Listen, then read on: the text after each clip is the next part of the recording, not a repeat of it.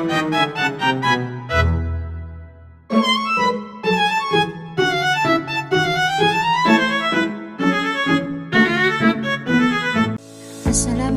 warahmatullahi wabarakatuh. Perkenalkan, nama saya Fajriya Salsabila dengan NPM 2214201301. Baik, di sini saya akan memberikan tutorial bagaimana cara melakukan uji normalitas data. Sebelumnya, saya ingin menjelaskan sedikit mengenai uji normalitas data. Untuk definisi uji normalitas data, yaitu adalah suatu prosedur statistik yang digunakan untuk mengetahui apakah data berasal dari populasi yang berdistribusi normal atau tidak. Serta pemilihan uji statistik sangat penting untuk menentukan hasil atau simpulan dari suatu penelitian.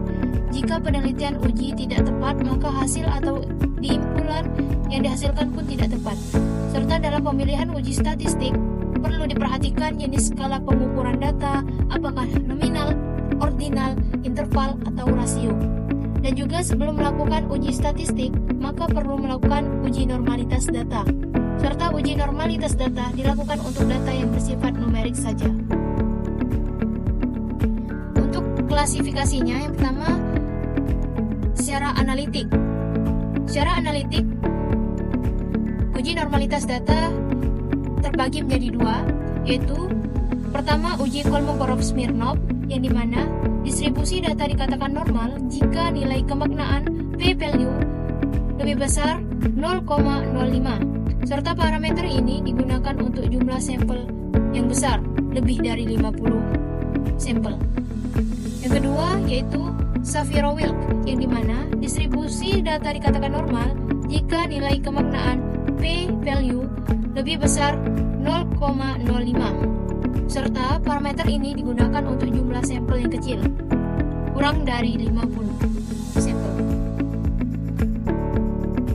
Yang kedua yaitu secara deskriptif. Secara deskriptif, uji normalitas data terbagi menjadi beberapa bagian. Yang pertama, dilihat dari koefisien varian. Distribusi data dikatakan normal jika nilai koefisien varian kurang dari 30%. Rumus menghitung koefisien varian adalah standar defisiensi dibagi mean kali 100%. Yang kedua yaitu rasio squidness, yang dimana distribusi data dikatakan normal jika nilai rasio squidness min 2 sampai dengan 2. Untuk rumus menghitung rasio squidness adalah squidness dibagi standar error squidness. Yang ketiga yaitu ada rasio kurtosis. Distribusi data dikatakan normal jika nilai rasio kurtosis min 2 sampai dengan 2. Serta untuk rumus menghitung rasio kurtosis adalah kurtosis dibagi standar error kurtosis. Selanjutnya, dilihat dari histogram, yang dimana distribusi data dikatakan normal jika histogramnya simetris, tidak miring kiri maupun miring kanan, tidak terlalu tinggi atau terlalu rendah. Selanjutnya itu bisa dilihat dari normal QQ plots, yang dimana distribusi data dikatakan normal jika data menyebar sekitar garis. Yang terakhir dengan melihat data rendered QQ plots, yang dimana distribusi data dikatakan normal jika data menyebar sekitar garis pada nilai 0. Baik, itu adalah sedikit mengenai uji normalitas data. Selanjutnya kita langsung masuk saja ke SPSS-nya.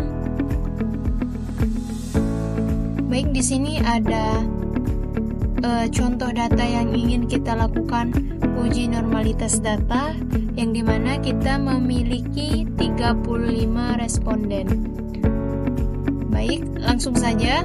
Untuk melakukan uji normalitas data, yang pertama klik analyze, kemudian pilih deskriptif statistik, kemudian pilih explore.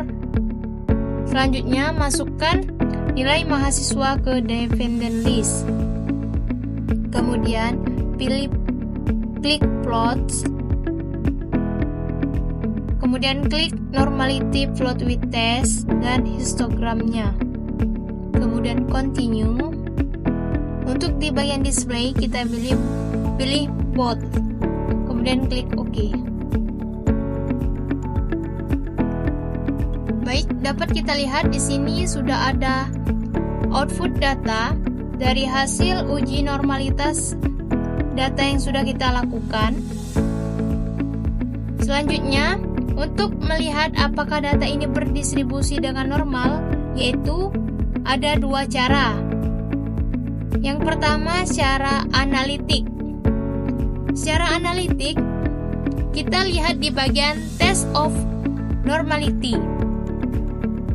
Dikarenakan data kita berjumlah 35 responden, kurang dari 50 sampel, maka kita melihat di bagian Shapiro-Wilk. Dapat dilihat di sini untuk nilai signifikannya atau p-value sebesar 0,103.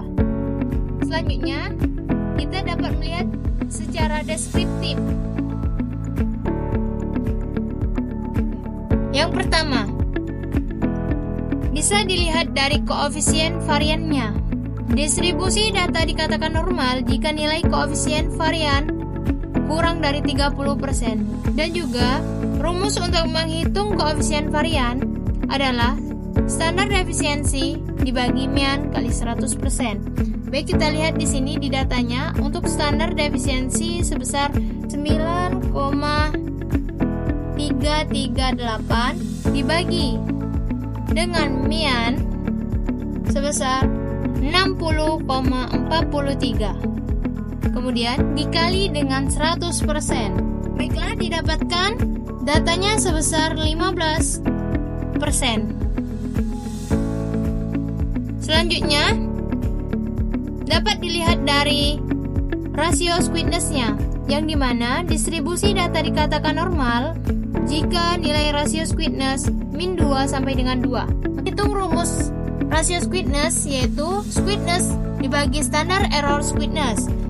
Kita lihat di sini untuk nilai squidness sebesar min 0,032 dibagi dengan standar error squidness di sini sebesar 0,398. Jadi didapatkan nilai rasio squidness sebesar min 0,08.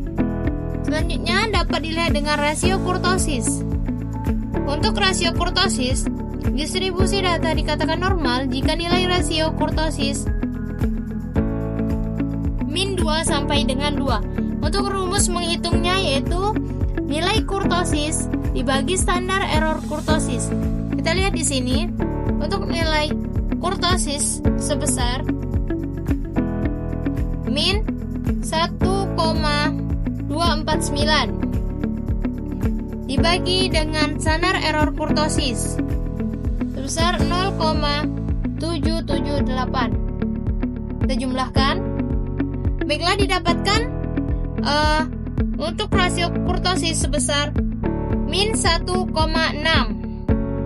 Selanjutnya dapat dilihat dengan cara histogram.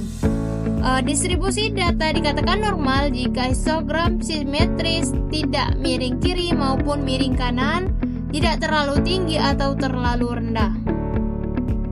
Baik, ini histogramnya.